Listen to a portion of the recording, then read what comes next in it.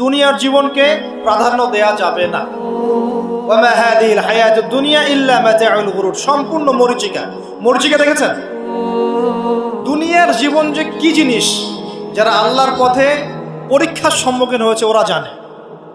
মানে কিচ্ছু না, মানে মুহূর্তে আল্লাহ পাক ইহকাল পরকালের ফয়সালা করে ফেলবে। আমরাও বুঝবো, এটা আমরা বুঝবো না এমন নয়। ইয়াং ছেলে রাস্তায় যাচ্ছে, বাইক নিয়ে খুব দাবরানি দিচ্ছে, আছে না?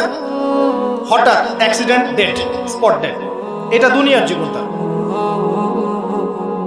সারা জীবন দুনিয়ার পিছনে ছুটেছে, শেষ বয়সে হতাশ, কিছুই পেলাম না। পাবে না, কারণ আল্লাহর পথে না চললে শেষ বয়সে গিয়েও কিছু পাবেন না। যন্ত্রণা, হতাশা, গ্লানি ছাড়া। তখন দেখবেন আত্মহত্যা করে শেষ, ডেড।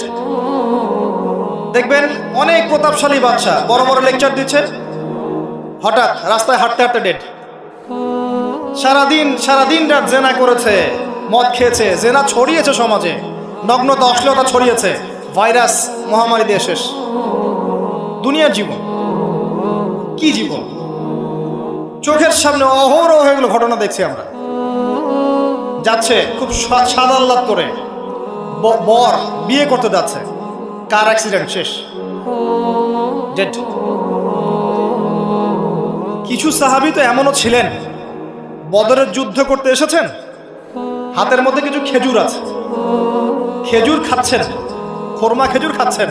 তখন নবী সাল্লাল্লাহু আলাইহি ওয়াসাল্লাম দাঁড়িয়ে ভাষণ দিচ্ছেন যে ওয়াসাবিকু ইলা মাগফিরাতিম মির রাব্বিকুম ওয়া জান্নাহ।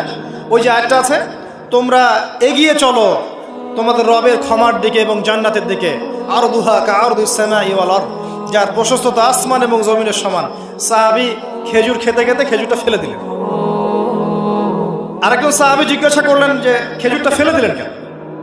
তিনি বলছেন এই খেজুরগুলো খেতে অনেক সময় লেগে যাবে। নবী সাল্লাল্লাহু আলাইহি ওয়াসাল্লাম এমন কথা বলেছেন, এটা শোনার পরে আমি আর এক সেকেন্ড নষ্ট করতে যাচ্ছি না। খেজুর ফেলে দিয়ে যুদ্ধে ঝাঁপিয়ে পড়লেন, দেন শহীদ হয়ে জান্নাতে চলে গেলেন। তারাও তো মৃত্যুর স্বাদ গ্রহণ করেছেন, তাই না? সুমাইয়া রাদিয়াল্লাহু আনহা, আবু জাহেল তাকে নির্যাতন করছে, তার লজ্জাস্থানে বর্ষা ঢুকিয়ে দিয়ে, চিন্তা করতে পারেন, লজ্জাস্থানে বর্ষা নিক্ষেপ করে হত্যা করলো। সুমাইয়া রাদিয়াল্লাহু আনহা দেখতে কালো বর্ণের, চেহারা সুন্দর নয়, হয়তোবা আপনার মতো সুন্দর নয়, জান্নাতে এখন হাসছে ইনশাআল্লাহ তাআলা।